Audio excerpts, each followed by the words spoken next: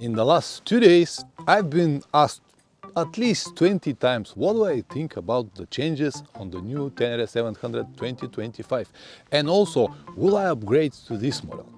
In this video, I'm gonna tell you the answer, so if you have nothing to do, grab your favorite drink and stay with me.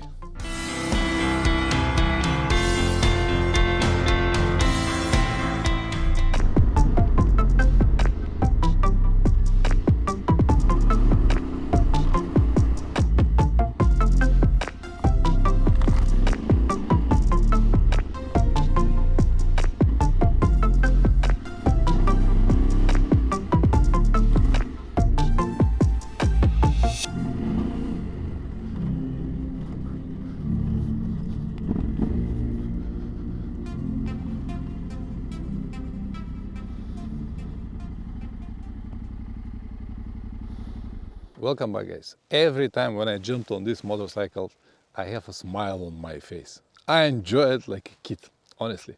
Will I upgrade it? Well, I will tell you my opinion, but let's first start and see what are the changes that the model now has, the new model 2025. I even have a list, so I don't want to forget anything. When I have heard about it, I immediately opened the Yamaha website, and what I saw was exactly the same motorcycle. Then I have this like a close inspection view, and I realized that there are some cosmetic changes. Not that many, but they are really visible. The very first that I noticed was that they made these side panels a little bit wider here. So if you look from the back especially, the motorcycle will be a little bit more fatty. Some people will like it.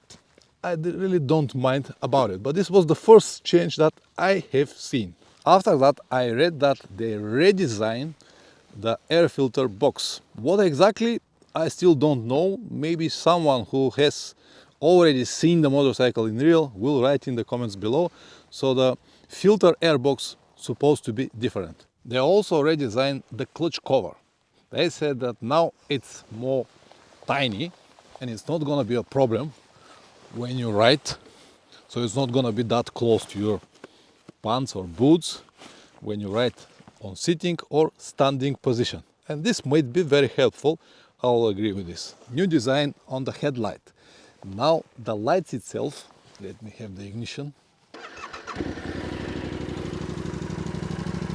As you can see, now they are round, but on the new model they are square, like a small squares, 4 different squares, and they have this really nice illumination. They also redesigned the windscreen. It's not like this now on 2 different separate parts. This actually they are free. This one, and this one. On the new, it's all one piece. Go down here and finish somewhere here without this part. So this might be again better for wind protection, but we still don't know yet. One of the changes that is more noticeable now and many look forward to it is the new petrol tank. It is the same capacity, 16 liters, but it's a little bit lower and a little bit forward. So it's supposed to move the center of gravity on a different position. As you know, this motorcycle is top heavy, so this definitely might help. And also they have a proper petrol cap. As you know, this one is not really nice. So thumb up about the new petrol tank. The same Kayaba forks, 43 millimeters, but now they have 2 centimeters more suspension travel front and rear, and also the clearance rise to 240 or 245 millimeters. This might be a big plus for many people, especially for those who ride serious off-road. For most of you, include me, guys, these 2 centimeters are not even noticeable, especially if you don't have a proper springs inside. They also added a preload screws on the top. Basically, the suspension is the same as Yamaha World Rate. One of the upgrades that many look forward is this ride-by-wire option. So they will eliminate the cables here and you'll have a new system ride-by-wire, which will open many different possibilities like riding modes. Now the motorcycle got different riding modes. One was Sport and one was Explorer. And thanks to this ride-by-wire, you'll be able to control the throttle much smoother, or this is what they say. We're gonna talk about it a bit later. Also, they have a new TFT display not like this. This one is very basic, very simple. The new TFT display, it's colorful. It's again orientated this way. It's a little bit more wider here on the left side, provides a better visibility. A lot of different functions include mobile connectivity, so you can connect your telephone and have everything on it. It has a big button here on the left side to turn off and turn on ABS. Also, now on the new model, they have a traction control, which is also possible because of this ride-by-wire option. So all of these things might be very useful for many people, and instead of a simple outlet like I have here, now they have a USB port. Which one is better? I don't know, depends on that what you plan to use it. If you plan to recharge your telephone only, might be USB, but if you have a compressor, this might be better option. I honestly prefer to have this one because I can always plug a small adapter for USB. Because now they have this ride-by-wire, I'm sure that they will add also a cruise control. Maybe it will be like an upgrade for this model, or it needs to be paid extra. I don't know, but I'm sure that they're gonna have it very, very soon. So actually, they listened what the market wants. As you know, the demand dictates the market. So whatever we want, they give it to us. It also comes with a larger foot pegs. These are not original, I changed them. But on the World Trade version, for example, it already comes with the large foot pegs. But yeah, the new Tenere is also with the same large foot pegs. Single seat. I really don't mind to have two different seats because, as you can see, it's flat at the end. I do mind to have this curve, but because this is flat, even though there are two, I really don't mind. But the new model comes with one big single seat. Completely new design on the controls. Mine are 2021, the model before that 2022 and 2019, they have the same. After 2022 they redesigned it. They have a different controls here because of different dashboard they've got and some options to play with the dashboard. But on the new model now 2025, they redesign it once again.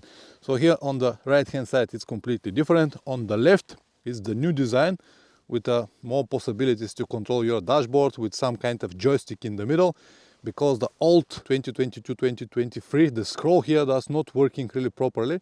They have some problems with it, so they redesign it to this joystick type, and I will agree that this might be a much better option. I also noticed that the forks now comes with black color. I don't really like it, but depends on the taste. I prefer to have this shiny gold, or even the option that they have on this World Trade was Kushima coating or something like that, but now they have it in black. They also offer a lower version of it, 2 centimeters lower. I don't think that they sell now this Explorer, Extreme and standard version. I don't know what exactly they sell at the moment. They might have it as well. Rally version is with high fender and 2 centimeters more. But now I'm talking only about the basic model. The engine is basically the same, 698 cc, 72 free horsepower. They said that they improved the gearbox and now it works much smoother. And if this is the case, this will be a good improvement, as long it works reliable as before. The same spoke wheels, the same tires, the same tubes inside, no tubeless option yet. So nothing changed on the wheels and tires. The brake discs and everything is exactly the same. Because of different side panels, there are also some kind of small changes here in these colors and maybe here, but in overall it looks about the same. The same indicators that they've got on 2022 model. The mirrors are the same in detail. Mine is different because I have changed here most of the things.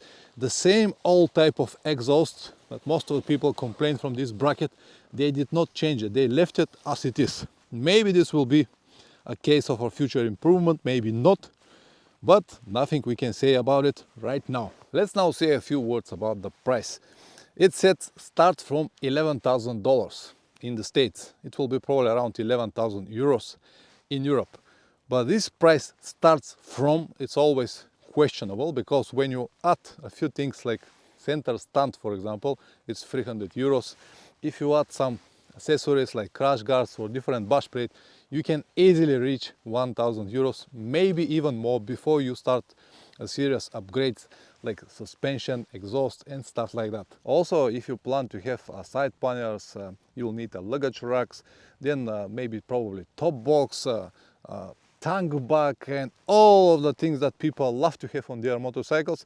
Then the price is actually will rise very quickly and you can easily reach 2-3,000 euros just like that. As you can see, I prefer to keep the motorcycle as simple as possible, as stock as possible, but that's me. Everyone is different and everyone got different preferences. Now to the most important question: will I upgrade it? Do I have any plans to upgrade to the new models 2025?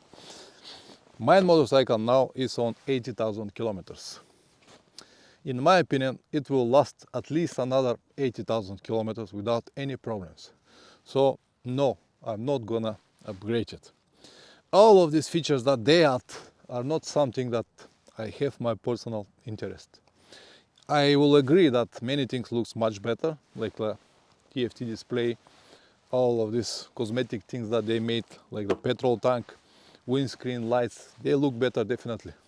But they won't change the feeling that I have on this motorcycle. As I said, guys, I still love this bike after more than 3-4 years already. After 80,000 kilometers, every time when I jumped on it, I have a smile on my face. So I have no reason to change it right now. Also, I have some doubts and some suspicions about reliability of all of these features that they added. First was this ride-by-wire. As I know, many Tracers 900 or 900 GT that operates with ride-by-wire have problems with this system.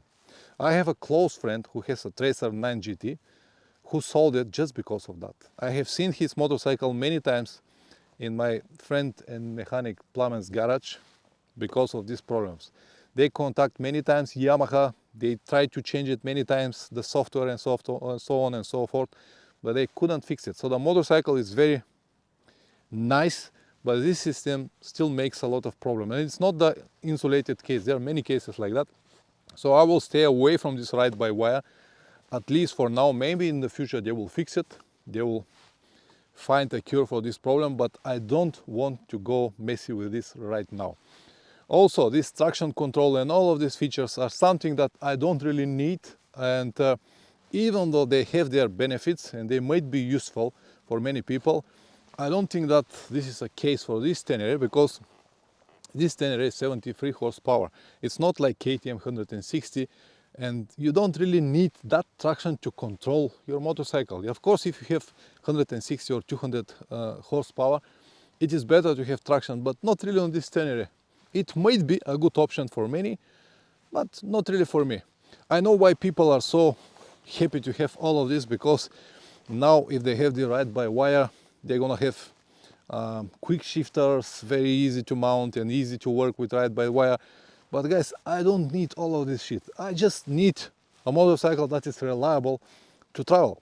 And the last and maybe the most logical reason for me not to upgrade is because if I want to sell my model now, and there is no reason for me to have two exactly the same motorcycles, so I will probably sell this and buy the new model. But let's make a simple calculation.